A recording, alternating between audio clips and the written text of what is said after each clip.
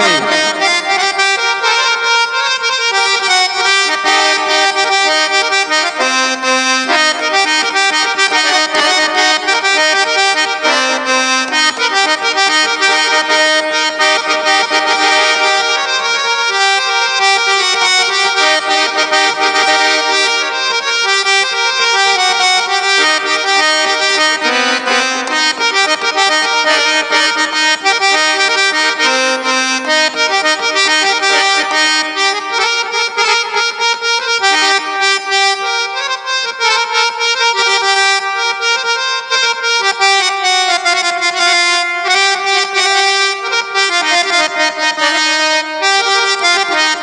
क्या बात है।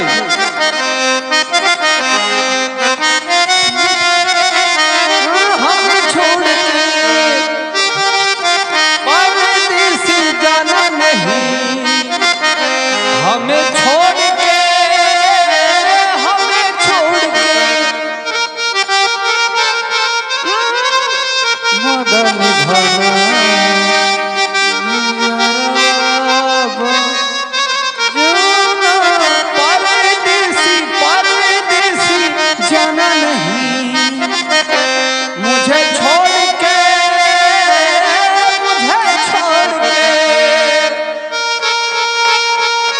मगन भरा क्या बात है। आइए परिचय लेते हैं। ये 1980 से छपरा गोपालगंज सिवान के बेताज बादशाह कहे जाने वाले मोहम्मद चाचा, जो हारमोनियम के लिए बहुत ही विख्यात थे। अपने जमाने में बहुत ही स्टार, मतलब इनका उंगली हारमोनियम के रीड पर ऐसे चलता है जैसे स्प्रिंग लगेगा आपको, स्प्रिंग है। इस उम्र में भी आज भी वही स्पीड है, वही टैलेंट है। अपने ज़माने में जब गौतम तूफान और बड़े बड़े दिग्गज कलाकार मार्केट में सुपरस्टार कहे जाते थे, तब से मोहम्मद चाचा और हम भी सच पूछिए तो हमारे पापा के बहुत अच्छे मित्र और संगीत के सह साथी मतलब रहे 1980 से लगातार 2005 तक। और काफ़ी लंबा सफ़र रहा मोहम्मद चाचा का। जब हम लोग का अपना म्यूज़िक कंपनी, जो रील वाला कैसेट कंपनी था, लक्स कैसेट उस समय मेरा बनता था, लक्स कैसेट कंपनी, जहाँ से विजेंद्र गिरी, रामाशंकर यादव, गौतम तूफान, मैनेजर व्यास, तपेश्वर चौहान का उत्पत्ति हुआ। जहाँ से शुरुआत वो लोग किए, जहाँ से स्टार वो बने। आज बहुत दिन के बाद मोहम्मद चाचा हमारे स्टूडियो पर आए, तो हम चाचा से रिक्वेस्ट किए कि कुछ आपके बीच भी चाचा अपना टैलेंट, आज यूट्यूब का ज़माना है, उस पर लाया जाए। तो देखिए हारमोनियम क्या होता है और हारमोनियम को कैसे बजाया जाता है। बस चाचा, आप चाचा कोई बजाइए तो, हाँ कोई भी सॉन्ग बजाइए, का जरा मोहब्बत वाला बजाइए। वाह वाह।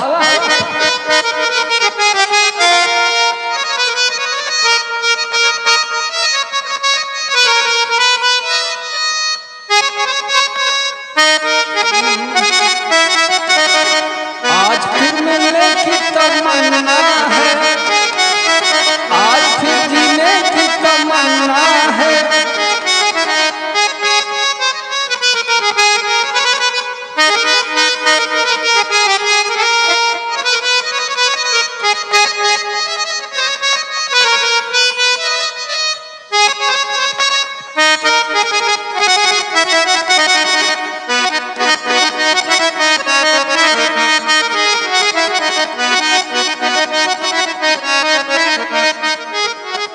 बहुत सुंदर। और हम मोहम्मद चाचा से चाहेंगे कि वो कुछ गाएं, क्योंकि जो बजाता है वो गाता भी है। इस उम्र में भी क्या अंदाज है चाचा का। चाहेंगे कि अनूप जलोटा का कुछ क्लासिकल सॉन्ग गाएं और या अपने मूड से गाएं।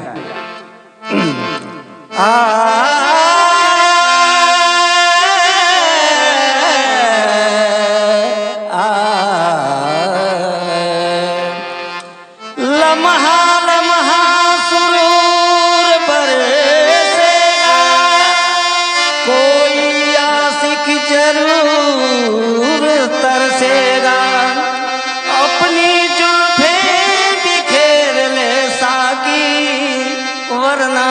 बादल जरूर बरसेगा। वाह, सुन लिया है सब मैंने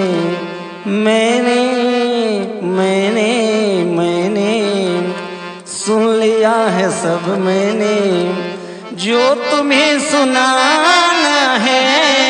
सुन लिया है सब मैंने, जो तुम्हें सुनाना है। सुन लिया है सब मैंने, सुन लिया है सब मैंने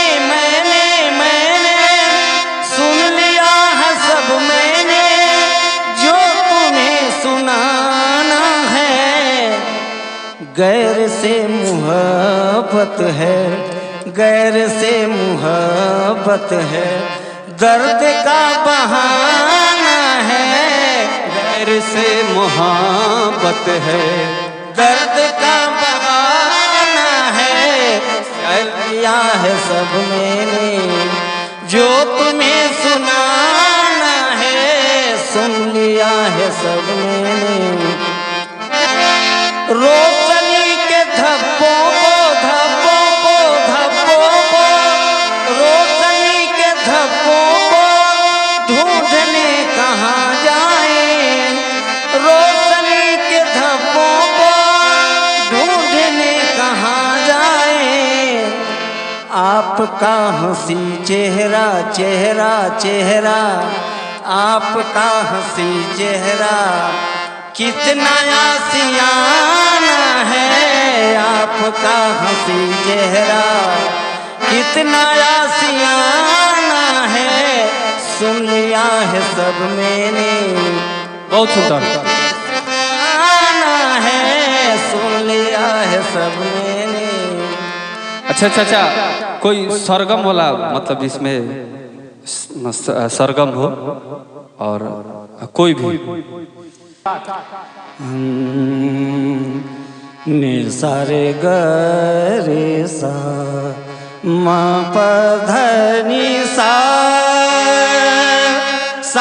ध नि प म प ग म रे सा नि सा रे ग रे सा म प ध नि सा प रे सा रे नि सा नि प म प सा ध नि प।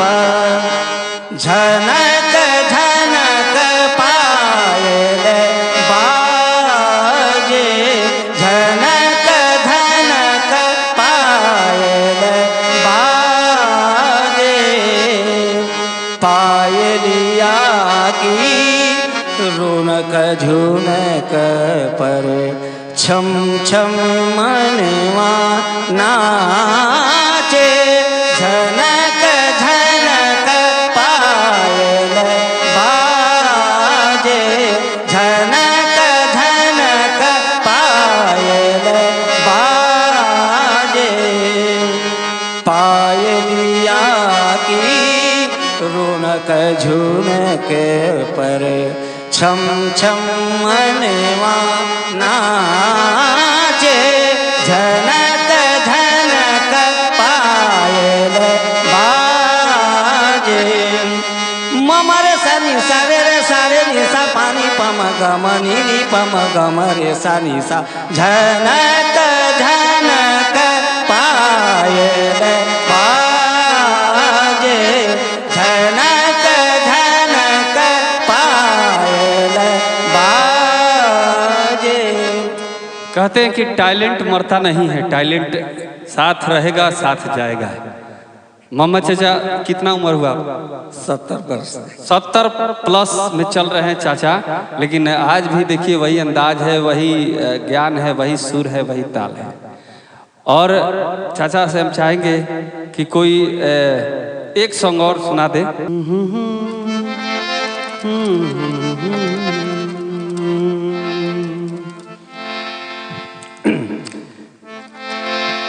ना ही खुदी तो आए साजन, ना ही भेजे संदेश।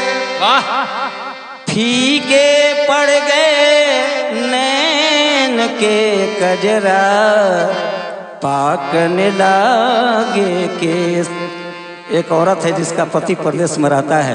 एक रोज उस औरत के आंगन में काग बोलने लगता है, तो औरत सोचती है या तो परदेसी आएगा और नहीं तो उसके आने की खबर आएगी। इसलिए उस कागा से क्या कहती है, ना ही खुद तो आए साजन, ना ही भेजे संदेश, फीके पड़ गए नैन के कजरा, पाकने लागे केस।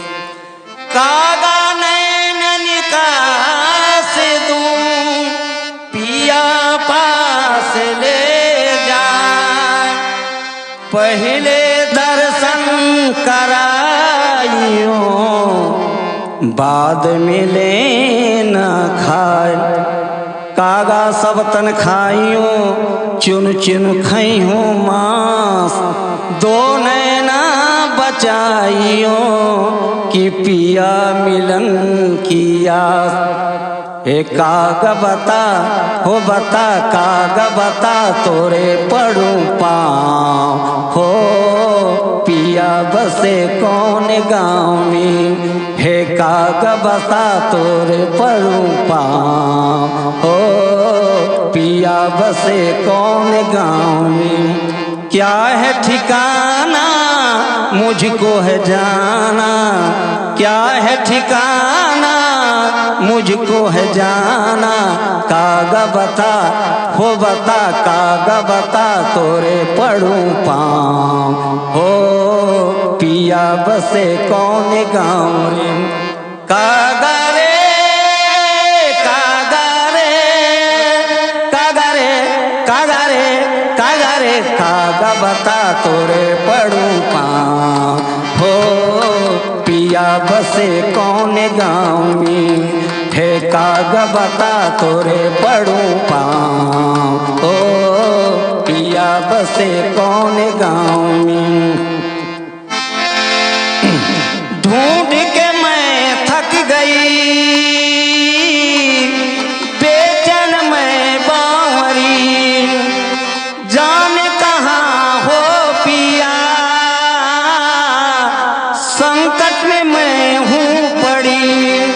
तेज है धारा दूर किनारा, तेज है धारा दूर किनारा, डोल रही जीवन की नाव हो, पिया बसे कौन गाँव। हे कागा बता बता, कागा बता तोरे पड़ूं पाँव हो, पिया बसे कौन गाँव में। बिरह अग्न में जलूं, तन्हा मैं कैसे जीऊं, लंबी कठिन है डगर, तन्हा मैं कैसे चलूं। आ मोर सैया थाम ले बहिया, आ मोर सैया थाम ले बहिया, कांटा चुभे हैं मेरे पाँव हो, पिया बसे कौन गाँव रे। ए कागा बता तोरे पड़ूं पाँव हो, पिया बसे कौन गाँव रे। कागा रे कागा रे कागा रे कागा रे कागा रे, कागा बता तोरे पड़ूं पाँव हो, पिया बसे कौन गाँव में। हो कागा बता तोरे पड़ूं पाँव हो, पिया बसे कौन गाँव में। क्या बात है।